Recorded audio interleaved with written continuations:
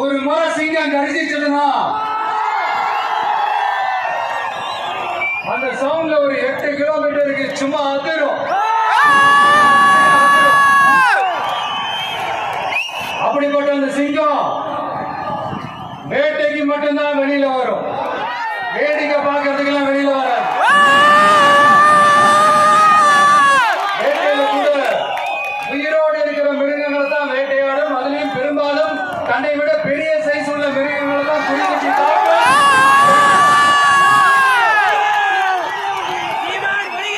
எவ்வளவு பசியில் இருந்தாலும் உயிர் இல்லாததை கெட்டு போனதை தொட்டு கூட பார்க்காது.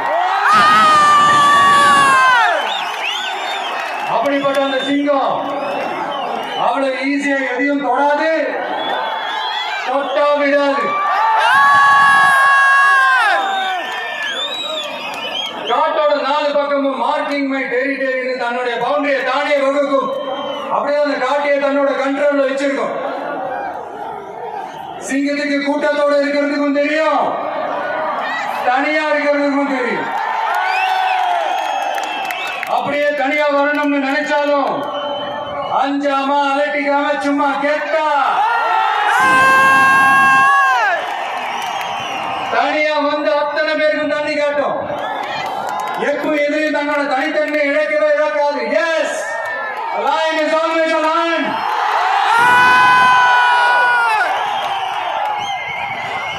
There are so many jackals and other animals in the forest, but there will be only one lion. And even if it is single, it will be the king of jungle. It is not only a description but also a clear declaration. சிங்கத்தை பத்தி பேசிட்டு நம்ம சிங்க குட்டிகளையும் அவங்களை எப்படி நான் மறப்பேன்? அவங்க என்னுடைய உயிராச்சு, என் நெஞ்சில் குடியிருக்கும்.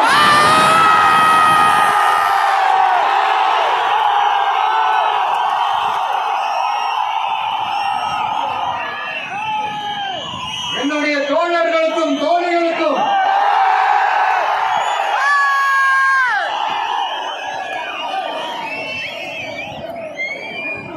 நேர்ல வர முடியாத சூழல்ல வீட்டுல இருந்துகிட்டே நம்மளுடைய மாநாட்டுல நேரலை வாயிலாக கலந்துகிட்டு இருக்கிற என்னுடைய அம்மாக்கள், அக்கா, தங்கைகள், அண்ணன்,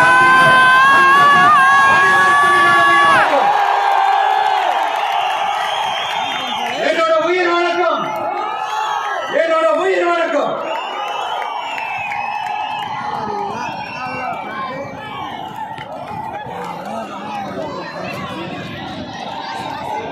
வீரம் விளையும் மாமதுரை மண்ணை வணங்குகிறேன்.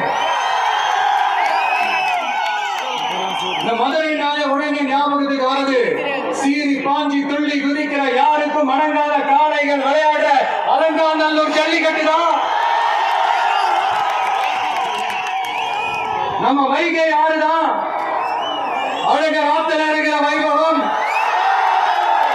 மதுரை மீனாட்சி அம்மன். இந்த மண்ணோட உண்மையான குணம் உணர்வு பூர்வமான மண் இது. அது மட்டும் இல்ல, இந்த மண்ணில் வாழ்ற மக்களும் அப்படித்தான் உணர்வு பூர்வமான ஆளுங்க. நான் இந்த மண்ணில் கால் எடுத்து வச்ச உடனே ஒரே ஒருத்தரை பத்தி தான் மனசுக்குள்ள ஓடிக்கிட்டே இருந்தது. அவர் யாருன்னு உங்களுக்கும் தெரிஞ்சிருக்கும். சினிமானாலும் சரி, அரசியல்னாலும் சரி, நமக்கு ரொம்ப ரொம்ப பிடிச்சது புரட்சி தலைவர் எம்ஜிஆர் அவர்கள் தான். அவரோட பழகிறதுக்கு எனக்கு வாய்ப்பு கிடைக்கல. ஆனா அவரை மாதிரியே குணம் கொண்டு என்னுடைய அண்ணன் புரட்சி கலைஞர்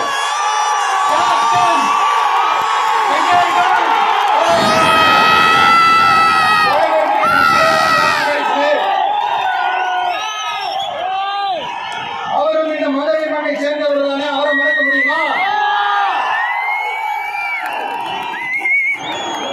தமிழ்நாட்டு மக்கள் உணர்வுபூர்வமா உண்மையா நம்ம பக்கத்திலே நிக்கிறவங்க, அதுக்கு ஒரு மிகப்பெரிய அடையாளம் வேணும். மதுரை மண். நம்ம தமிழக வெற்றி கழகம் கையில் எடுத்திருக்கிற அரசியலும் அப்படித்தான். உண்மையான அரசியல், உணர்வுபூர்வமான அரசியல், நல்ல அரசியல், நல்லவங்களுக்கான அரசியல், நாட்டு மக்களுக்கான அரசியல், நல்லது மட்டுமே செய்கிற அரசியல்.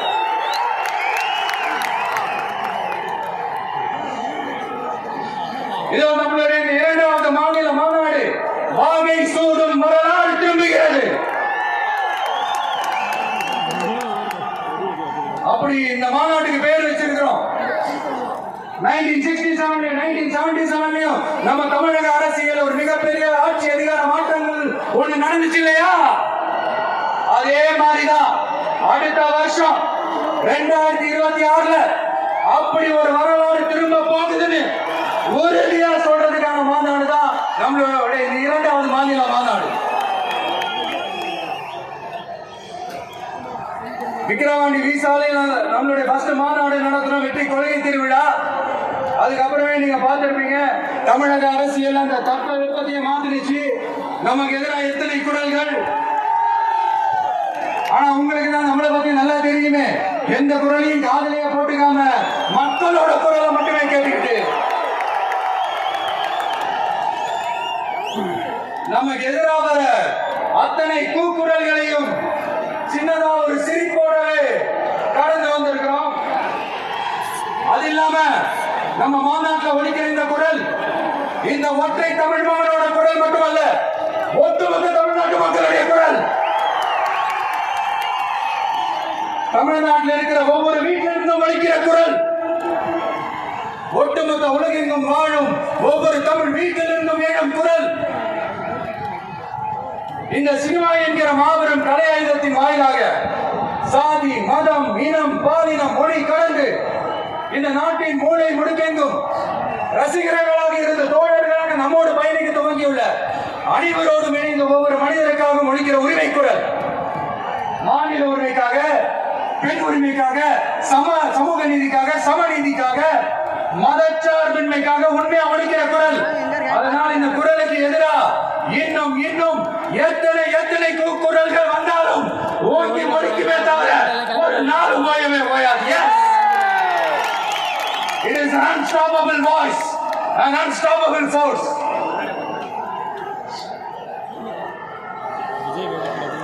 நம்ம அரசியலுக்கு வர்றதுக்கு முன்னாடி, அட இவரெல்லாம் வர மாட்டாரியா, அவரே வரல, இவரே வரல, இவரே வர போறாரு அப்படின்னு நிறைய பேர் ஜோசியம் சொன்னாங்க.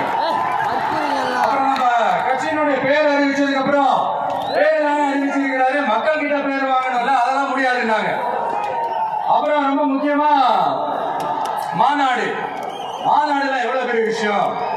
அதெல்லாம் இவர் ஒத்தால எப்படி பண்ண முடியும், சும்மா பக்கத்துல குஷியானதை வச்சுக்கிட்டு மாநாடுல எப்படி நடத்தி காட்ட முடியும், அதெல்லாம் போட்டால் முடியாது.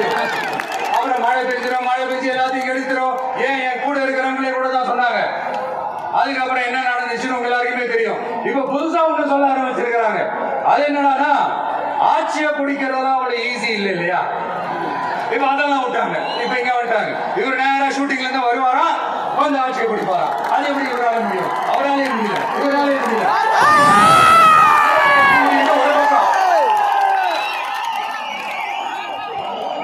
இன்னொரு பக்கம் கூட்டாலாம் ஓகே தான், அது எப்படி ஓட்டாம வரும் அப்படின்னு இப்படி கதை, திரைக்கதை, வசனம், இயக்கம், பாடல்கள்.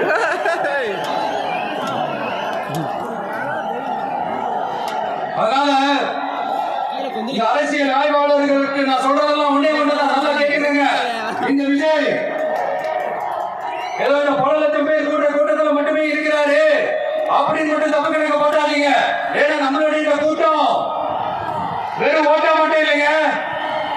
வரப்போற தேர்தலில் மக்கள் விரோத ஆட்சியாளர்களுக்கு நாம வைக்க போற வேட்டா, நம்மளை கோட்டைக்கு அனுப்ப போற ரூட்டா இருக்க போது சீக்கிரமாவே தெரிஞ்சுப்பீங்க. ஏன்னா கோடிக்கணக்கானவங்களோட ஹார்ட்லயும் வீட்லயும் ஏற்கனவே ஆல்ரெடி உயிரா, உணர்வா, உறவா இருக்கிறோம். நம்மளுடைய கணக்கான வெறும் மக்களோட மட்டும்தான். நாம யாருன்னு அவங்களுக்கு தெரியும், அவங்க யாருன்னு நமக்கு தெரியும். நாமளும் நம்ம மக்களும் எப்படி இருக்கிறோம் எதிரிகளுக்கு நல்லாவே தெரியும். இருந்தாலும் இந்த விஜய் எதுக்குப்பா வந்திருக்கிறாரு? இவர் என்ன புதுசா என்ன திட்டலாம் சொல்றாரு அப்படின்னு வேற நிறைய கேள்விகள் இத சொல்றேன், தெரிஞ்சுக்கோங்க. பெண் குழந்தைகள், பெண்கள் மற்றும் வயசானவங்களோட பாதுகாப்புல தான் நம்ம பிரையாரிட்டியே. அடுத்து இளைஞர்கள், உழவர்கள், உழைப்பாளர்கள், நெசவாளர்கள், மீனவர்கள், ஆதரவற்ற முதியோர்கள், மாற்றுத்திறனாளிகள், மூன்றாம் பாலினத்தவர்கள்னு இன்னும் இங்க யாருக்கெல்லாம் கவர்மெண்டோட ஒரு ஸ்பெஷல் அட்டென்ஷன் தேவையோ அவங்க எல்லாருக்குமான ஒரு கவர்மெண்ட் அமைக்கிறது தான் நம்ம இலக்கு. நான் ஏற்கனவே சொன்னதை நான் திரும்பவும் சொல்றேன். நம்மளுடைய இந்த தமிழக வெற்றி கழகம் ஏதோ அரசியல் ஆதாயத்துக்காக தொடங்கப்பட்ட கட்சியெல்லாம் கிடையாதுங்க. கொள்கை கோட்பாடுகளோடு தந்தை பெரியார், பெருந்தலைவர் காமராஜர், அண்ணல் அம்பேத்கர், வீரமங்க வேலு நாச்சியார், மக்கள் சேவகர் அஞ்சலை அம்மாள், நம்மளுடைய 5 கொள்கை தலைவர்களோட வழிகாட்டுதல்களோடு தொடங்கப்பட்ட கட்சி. நம்ம ஸ்டாண்ட்ல நாம எப்பவுமே ஸ்ட்ராங்கா தான் இருக்கிறோம். அதுல எந்த மாற்றத்துக்கோ எந்த சமரசத்துக்கோ துளி கூட இடமில்லை. நம்மளுடைய ஒரே கொள்கை எதிரி பாஜக தான். நம்மளுடைய ஒரே அரசியல் எதிரி திமுக தான். நம்மளுடைய ஒரே கொள்கை எதிரி, நம்மளுடைய ஒரே அரசியல் எதிரி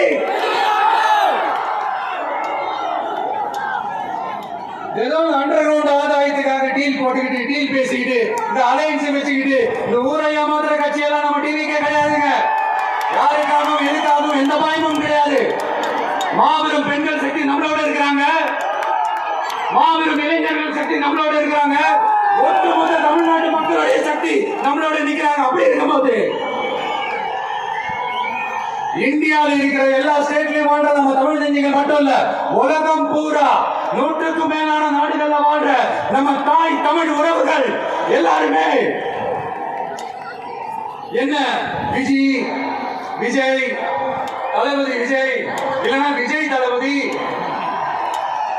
இப்படி சொந்தம் கொண்டாடுற கோடிக்கணக்கானவர்களோட அன்பு வாசியும் நம்மளோட இருக்கும் போது, இவங்க எல்லாருமே நம்மளோட நிற்கும் போது எதுக்குங்க இந்த பாசிச பாஜகவோட நேரடி கூட்டணியோ இல்ல மறைமுக கூட்டணியான உறவை வச்சுக்க? நாம என்ன உலகமாக ஊழல் வச்சு என்ன?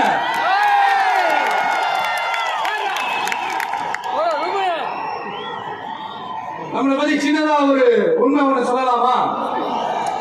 என்னடா இவரே ஒரு வாயால எப்படி சொல்றாருன்னு யாரும் தவறா நினைச்சுக்க வேணாம். ஏன்னா இது ஒரு விதத்துல ஒரு ஃபேக்டும் கூட. அதனாலதான் நான் சொல்லணும்னு ஆசைப்படுறேன். நம்ம யார் தெரியல, நாம எல்லாருமே சொல்றோம். நாம யார் தெரியல? இந்தியாவின் மாபெரும் மக்கள் சக்தி கொண்ட ஒரு மகத்தான வெகுஜன மக்கள் படை.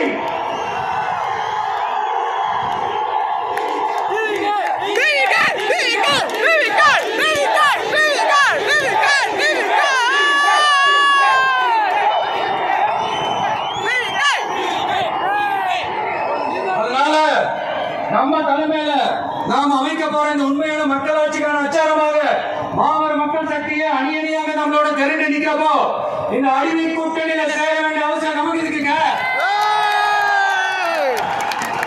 நம்மளுடைய கூட்டணி சுயமிழந்த கூட்டணியாதான் இருக்காது, சுய மரியாதை கூட்டணியாதான் இருக்கும். இந்த ஒரு பக்கம் RSS கிட்ட அடிபணிச்சுக்கிட்டு, இன்னொரு பக்கம் மதச்சார்பற்ற கூட்டணின்னு இந்த மக்களை ஏமாத்துற கூட்டணியெல்லாம் நம்ம கூட்டணி இருக்காது.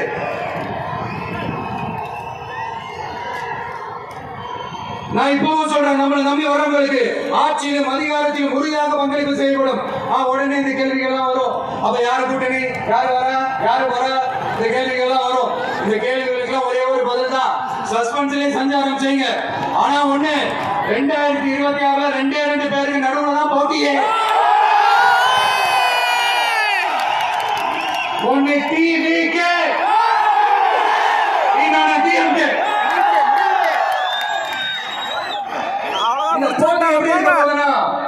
இந்த அலையன்ஸ் வச்சு எப்படியாவது நம்ம தப்பிச்சிடலாம். என்ன இந்த பழைய இந்த மேத்தமேட்டிக்ஸ், அரித்மெட்டிக்ஸ் இதெல்லாம் வச்சு எப்படியாவது நம்ம தப்பிச்சிடலாம் அப்படின்னு நினைக்கிறவங்களோட அந்த கனவு ஒரு நாளும் பயப்படாது. சரி, இப்ப நம்ம வேற ஒரு ஏரியாவுக்கு கொண்டு வருவோம். எதிர்காலம்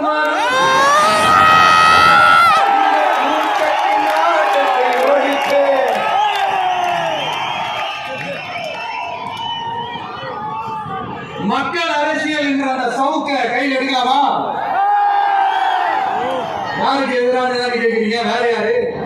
மறைமுக உறவுக்காரர்களான பாசிச பாஜகவும் பாய்சன் திமுகவும் தான். மாண்புமிகு பிரதமர் நரேந்திர மோடிஜி அவர்களே 3வது முறையா ஒன்றியத்தோட ஆட்சி அதிகாரத்தை நீங்க தானே கையில் வச்சிருக்கீங்க. இல்ல நாங்க தெரியாம தான் கேட்கிறோம்.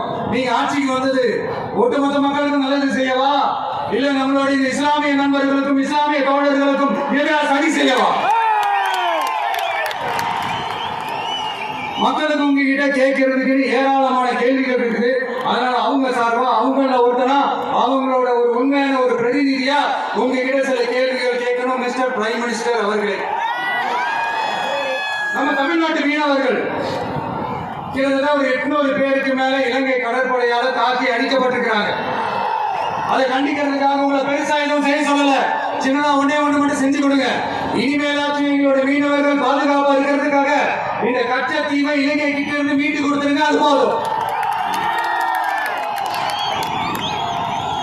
உங்களுடைய இந்த முரட்டு பிடிவாதத்தால நீங்க நடத்துற இந்த நீட்டு தேர்வு, அதனால இங்க என்னென்ன நடக்குதுன்னு சொல்றதுக்கே மனசு வலிக்குது. அதனால அந்த நீட்டு தேர்வு தேவையில்லைன்னு அறிவிச்சிருங்க. அது போதும். சேவைகளா திரு நரேந்திரபாய் தாமோதர் மோடிஜி அவர்களே, எங்களுக்கு என்னென்ன தேவையோ என்னென்ன நல்லதோ அதெல்லாம் செய்ய மாட்டேங்கிறீங்க. ஆனா ஆட்சி அதிகாரத்தை மட்டும் கையில வச்சுக்கிட்டு மக்களை ஏமாத்த நேரடியாக ஒரு பாசிச பாஜக அடிமை கூட்டணி ஒண்ணு. அடுத்து உங்களுடைய இந்த மைனாரிட்டி ஆட்சியை ஓட்டுறதுக்காக மறைமுகமாக RSS அடிமை குடும்பம்னு இன்னொரு கூட்டணி. இப்படி மக்கள் சக்தியே இல்லாத இந்த ஊழல் கட்சிகளை மிரட்டி அடிப்படையை வச்சு 2029 வரைக்கும் சொகுசு பயணம் போயிடலாம்னு திட்டம் தீட்டி வச்சிருக்கீங்க. அதானே ஜி? என்ன ஜி?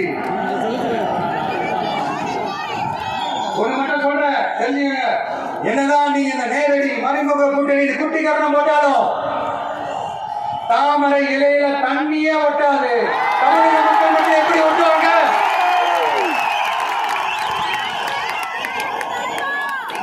இங்க ஒரு MP சீட்டு கூட தரலன்றதுக்காக தமிழ்நாட்டுக்கும் தமிழ்நாட்டு மக்களுக்கும் எதுவுமே செய்யாம ஓரவஞ்சனை செய்யுது இந்த ஒன்றிய பாஜக அரசு.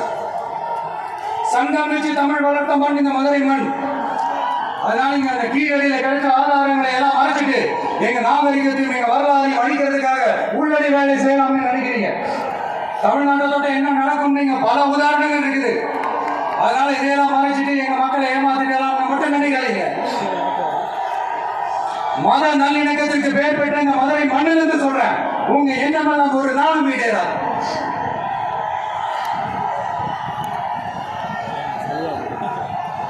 எம்ஜிஆர் யார் தெரியும்ல, அவர் மாசுனா என்னன்னு தெரியும்ல. அவர் உயிரோடு இருக்கிற வரைக்கும் அந்த CM சீட்டை பத்தி ஒருத்தராலையும் நடிச்சு கூட பார்க்க முடியல, கனவு கூட காண முடியல. எப்படியாவது அந்த CM சீட்டை என்கிட்ட கொடுத்துருக்கேன், என் நண்பர் எம்ஜிஆர் திரும்ப வந்ததுக்கு அப்புறம் நான் திரும்பி கொடுத்துறேன்னு தன்னோட எதிரியை கூட நம்மள்கிட்ட கெஞ்ச வச்சவர் எம்ஜிஆர். எப்படி கெஞ்ச வச்சு. அதனால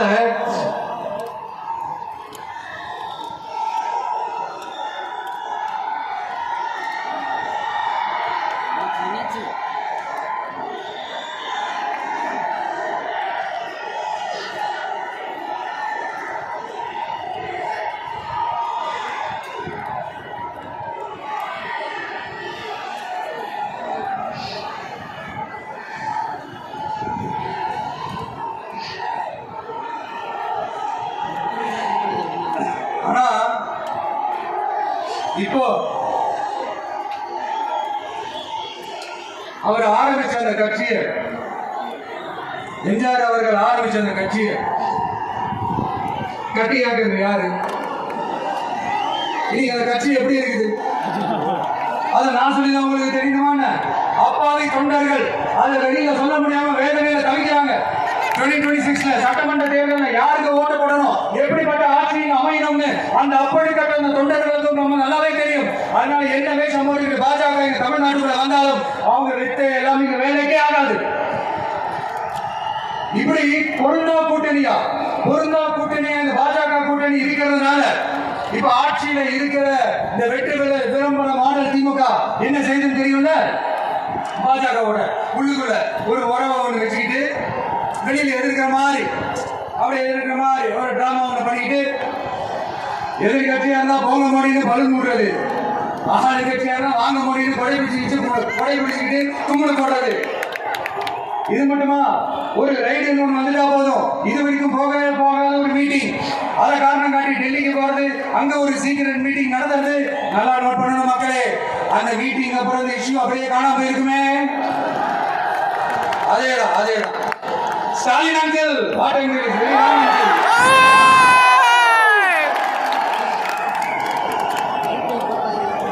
இப்படி தமிழ்நாட்டுல இப்ப நடக்கிற இந்த ஆட்சியினுடைய லட்சணத்தை பார்த்துக்கிட்டு நாம எப்படி சும்மா இருக்க முடியும்? ஒரு தவறு செய்தால், அதை தெரிந்து செய்தால், அவர் கபட நாடக மு.க. ஸ்டாலின் அங்கிளாகவே இருந்தாலும் அங்கிள் உங்களுக்கு மனசாட்சி ஒன்று இருந்துச்சுன்னா நாங்க கேட்கிற கேள்விகளுக்கு மட்டும் பதில் சொல்லுங்க. அங்கிள், நீங்க நடந்த இந்த ஆட்சியில நேர்மை இருக்கா? நியாயம் இருக்கா? ஊழல் இல்லாம இருக்கா? சட்டம் ஒழுங்கு சரியா இருக்கா? பெண்களுக்கு பாதுகாப்பு இருக்கா? பொதுமக்களுக்கு பாதுகாப்பு இருக்கா? இயற்கை வளங்களுக்கு பாதுகாப்பு இருக்கா? சொல்லுங்க மை டியர் அங்கிள், சொல்லுங்க. டாஸ்மாக்ல மட்டுமே இது வரைக்கும் 1000 கோடிக்கு மேல ஊழல் சொல்றாங்க. அதுல மட்டுமா தப்பு நடக்குது? வேற எதுல தான் நடக்கல? உலகத்திலே மிஸ்டர் கிளீன் ரெக்கார்ட்ஸ் எல்லாம் உங்களுக்கும் உங்க கூட இருக்கிறவங்களுக்கும் மட்டும்தான் கொடுக்கணும். இதை பார்த்து வாயே இல்லாத ஊரு கூட வயிறு வலிக்கு சிரிக்குது. பெண்களுக்கு 1000 ரூபாய் கொடுத்துட்டீங்கன்னா போதுமாக்கள் அப்படியே மூடி மனசெல்லாம் பாக்குறீங்களா? படிக்கிற இடத்துல, வேலைக்கு போற இடத்துல, வெளியில போற இடத்துல அவங்களுக்கு பாதுகாப்பே இல்லைன்னு ஒட்டுமொத்த பெண் பிள்ளைகளும் பெண்களும் கதறாங்க. அந்த கதற சத்தம் ஏதோ உங்க காதுல கேக்குதாங்க? இதுல வேற உங்க அப்பான்னு கூப்பிடுறாங்க வேற சொல்றீங்க.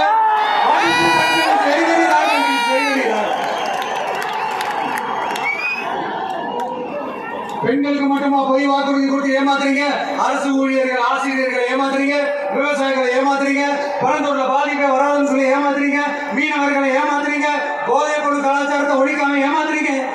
ஐயோ வெரி வெரி கஷ்டம், வெரி வெரி கஷ்டம். எப்படி கேட்டாலும் இவங்க கிட்ட இருந்து எந்த பதிலும் வரப்போறதில்லை. ஏன்னா இருந்தா தானே. இப்ப ஆட்சியில இருக்கிற நம்மளுடைய அங்கிள் பதில் சொல்றது இருக்கட்டும். மக்களை நீங்க சொல்லுங்க, நீங்க உண்மையை சொல்லுங்க. செய்வோம்னு சொன்னாங்களே, சொன்னதெல்லாம் செஞ்சாங்களா? சொன்னதெல்லாம் செஞ்சாங்களா? சத்தமா மை டியர் அங்கிள், கேக்குதா? மக்களோட சத்தம் கேக்குதா? இது வெறும் சாதாரணமான முழக்கம் தான். கூடிய சீக்கிரம் மக்களை போய் சந்திக்க போறேன், அவங்களோட மனசு விட்டு பேச போறேன். அதுக்கப்புறம் இந்த சாதாரணமான முழக்கம் இடி முழக்கமா மாறும். அத்தோட நிக்காது. அந்த இடி முழக்கம் தமிழ்நாட்டோட போர் முழக்கமா மாறும். அந்த போர் முழக்கம் உங்களுக்கு ஒரு நிமிஷம் கூட தூங்க விடாது. நடக்குதா இல்லையான்னு பாருங்க. என்னடா இவங்க இவ்வளவு ஸ்ட்ராங்கா சொல்றான்னு பாக்குறீங்களா?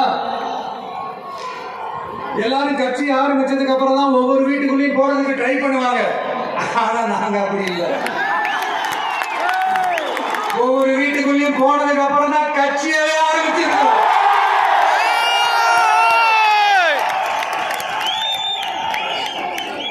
அதனால ஒட்டுமொத்தமா எல்லாருமா சேர்ந்து இந்த திமுக ஆட்சிய, கபட நாடக திமுக ஆட்சிய 2026 தேர்தலில் வீட்டுக்கு அனுப்புறோம். வீட்டுக்கு அனுப்புறோம். என்ன நண்பா, சரிதானே? என்ன நன்றி செய்வீர்கள்? இப்போ உங்களுக்கு சின்னதா ஒரு சர்ப்ரைஸ். நம்ம கட்சியினுடைய வேட்பாளர் பட்டியலை இப்ப அறிவிக்க போறேன். மதுரை கிழக்கு வேட்பாளர் விஜய்.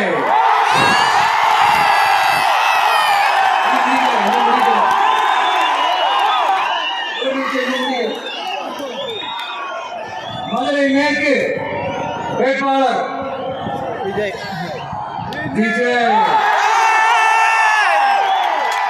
மதுரை மத்தி வேட்பாளர் விஜய். மதுரை தெற்கு வேட்பாளர் விஜய். மதுரை வடக்கு வேட்பாளர் விஜய். மேலூர் விஜய். சோழவந்தான் விஜய். திருப்பரங்குன்றம் விஜய்.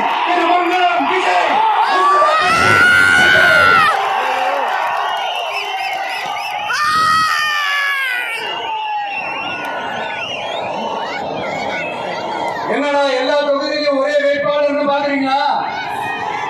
234 தொகுதியிலும் இந்த விஜய் தான், அதாவது உங்க விஜய் தான் உங்க சின்னம். இன்னும் சிம்பிளா சொல்லணும்னா உங்க வீட்டுல இருக்கிற ஒருத்தர் தான் வேட்பாளரா நிக்க போறாங்க. அந்த வேட்பாளரும் நானும் வேறு வேறு இல்லை. நீங்க அவருக்கு ஓட்டு போட்டீங்கன்னா எனக்கு ஓட்டு போட்ட மாதிரி, எங்க முகத்துக்காக நீங்க ஓட்டு போட்டீங்கன்னா உங்க வீட்டுல இருக்கிற உங்களுடைய வேட்பாளர் ஜெயிச்ச மாதிரி. என்னடா இவர் ஏதோ ஓவரா சொல்றாரு நினைக்க வேணாம். பிராக்டிகலா அப்படிதான் இருக்கும், அப்படிதான் இருக்கணும். நீங்களும் அப்படிதான் நினைப்பீங்கன்னு நான் நம்புறேன். ஏன்னா இது நம்மளை விட நம்ம எதிரிகளுக்கு இன்னும் நல்லாவே தெரியும். அதனால எல்லாம் இந்த அதிகார பலம் எல்லாத்தையும் தூக்கிட்டு வந்துருவாங்க. வரட்டும், பாத்துக்கலாம். TVK will take it, TVK will meet it, TVK will compete with it, and TVK will conquer it, TVK will conquer it.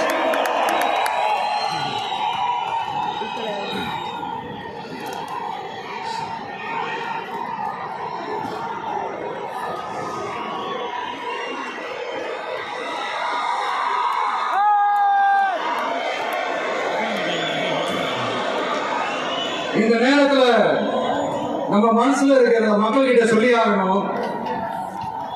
Thoothukudi ஸ்டாலினோட அம்மா என்ன அவங்களோட தம்பினும் அவங்க பொண்ணுக்கு நான் தாய் மாமன்னு சொன்னாங்க.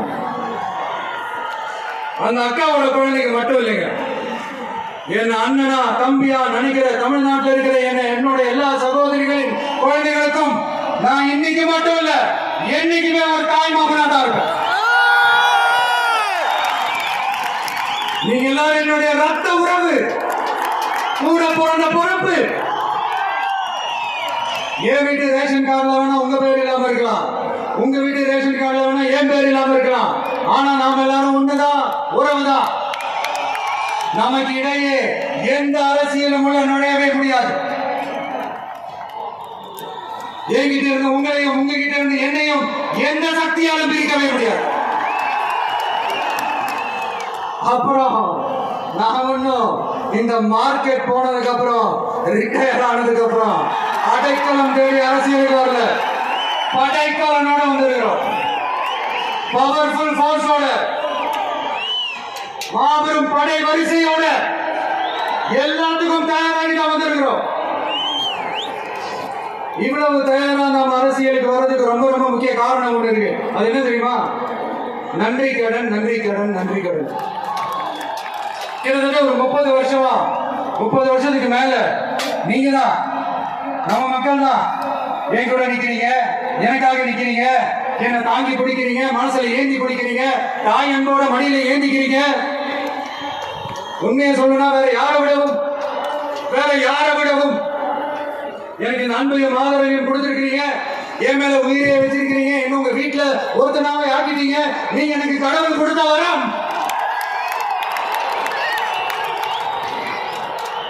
உலகம் பூரா நமக்காக நம்ம கூட நிக்கிற நம்ம மக்களை நான் எப்படி மறப்பேன்?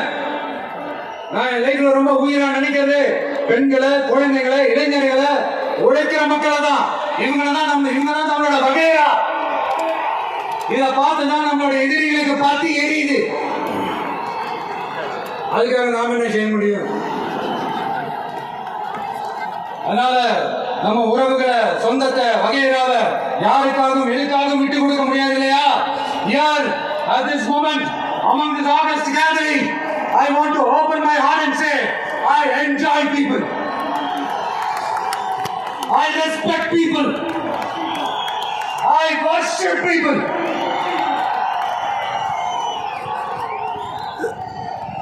சரிப்பா, இவ்வளவு செஞ்ச நம்ம மக்களுக்கு நன்றி கடனா உன்னால முழுமையா செலுத்த முடியுமான்னு கேட்டா சத்தியமா சொல்றேன், என்னால முடியாதுதான். இன்னும் எத்தனை ஜென்மம் எடுத்தாலும் அந்த நன்றி கடனை என்னால தீர்க்கவே முடியாது. அப்புறம் என்ன மாணவர்களா நீ வந்திருக்காங்கன்னு கேட்குறீங்க?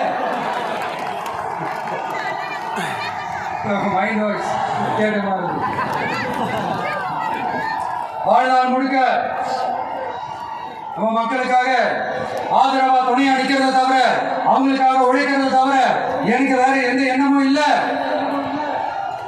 எனக்கு இப்ப வேற வேலைகள் இல்லை. இனிமேல் இதுதான் என் வேலையே, என் கடன் இனி என் மக்களுக்கு பணி செய்து கிடப்பதே. இப்படியா ஹார்ட் டு ஹார்ட் யதார்த்தமா பேசிய பழகிட்டோம். இதுக்கு மேலே எனக்கு மக்களுக்கும் இடையே இருக்கிற அந்த உறவை பத்தி நான் பேச ஆரம்பிச்சேன்னா ஒரு மாதிரி எமோஷனல் ஆகிடும். அப்புறம் கண்ட்ரோல் பண்றது ரொம்ப கஷ்டம். அதனால என்ன மனசார நேசிக்கிற நம்ம மக்களுக்கு ஒன்றே ஒன்று சொல்றேன், இந்த விஜய் உங்க விஜய், உங்களுக்கான விஜய், உங்களுக்காக மட்டுமே இருக்கிற விஜய். உங்க கூட நிக்க, உங்களுக்காக நிக்க, உண்மையா நிக்க, உணர்வோட நிக்க, உறுதியா நிக்க, உங்க கூட பேச, உங்களுக்காக பேச, உண்மையா பேச, உணர்வோட பேச, உறுதியா பேச, உங்களுக்காக சேவை செய்ய உங்க விஜய் நான் வர.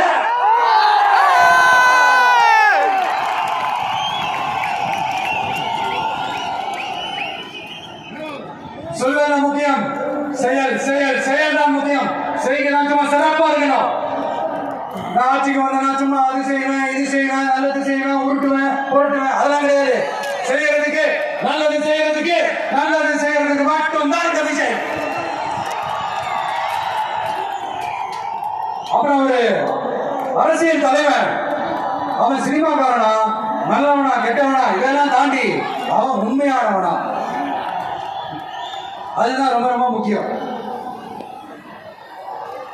இது சம்பந்தமா ஒரு குட்டி கதை ஒன்று சொல்றேன். ஒரு நாட்டுல ஒரு ராஜா தனக்கு பக்கபலமா இருக்கிறதுக்காக, கூட துணையா இருக்கிறதுக்காக ஒரு தளபதியை தேடுறாரு. சரியான தகுதிகளோட ஒரு 10 பேர் செலக்ட் ஆகுறாங்க. ஆனா அதுல ஒருத்தர் மட்டும் தான் செலக்ட் பண்ணணும். அதனால அந்த ராஜா என்ன பண்றாருன்னா ஒரு டெஸ்ட் வைக்கிறாரு. அந்த 10 பேர் கையிலையும் விதை நெல்லை கொடுத்து இதை நல்லா வளர்த்து கொண்டு வாங்க, ஒரு 3 மாசம் கழிச்சு வாங்கன்னு சொல்லி அனுப்பி வச்சிருக்காரு. 3 மாசம் கழிச்சு வரும்போது அதுல ஒருத்தர் ஆள் உயரத்துக்கு வளர்த்திருந்தாரு, ஒருத்தர் தோல் உயரத்துக்கு வளர்த்திருந்தாரு. அதுல ஒரு 9 பேரும் நல்லா வளர்த்து கொண்டு வந்திருந்தாங்க. ஒருத்தர் மட்டும் வெறுத்தொட்டியோடவே வந்தாரு. என்னன்னு கேட்டதுக்கு, நானும் தண்ணி ஊத்தி ஊத்தி பாக்குறேன், உர வச்சு பாக்குறேன், வளரவே மாட்டேங்குது ராஜா, என்ன பண்றதுன்னு தெரியலன்னு சொன்னதுக்கு ராஜா அவரை கட்டி அணைச்சிக்கிட்டு, இனிமே நீதான் என்னுடைய தளபதி, எல்லா அதிகாரமும் உனதுதான் சொன்னாரு. ஏன்னா அந்த 10 பேர் கையிலையும் ராஜா கொடுத்தது அவித்த விதை நெல், அது முளைக்கவே முளைக்காது. அந்த 9 திருட்டு பயல் என்ன பண்ணிருக்காங்கன்னா வேற விதைகளை வாங்கி அதை வளர்த்துட்டு ராஜாவையும் மக்களையும் ஏமாத்திருக்கிறாங்க. ஆனா இவர் மட்டும் உண்மையை போட்டு உடைச்சிட்டார். அதனால ஒரு நாட்டுக்கு திறமை எந்த அளவுக்கு முக்கியமோ அந்த அளவுக்கு உண்மையும் நேர்மையும் முக்கியம். இப்போ நீங்க எல்லாரும் தான் அந்த ராஜா. நீங்க தேர்ந்தெடுக்க போற அந்த தளபதி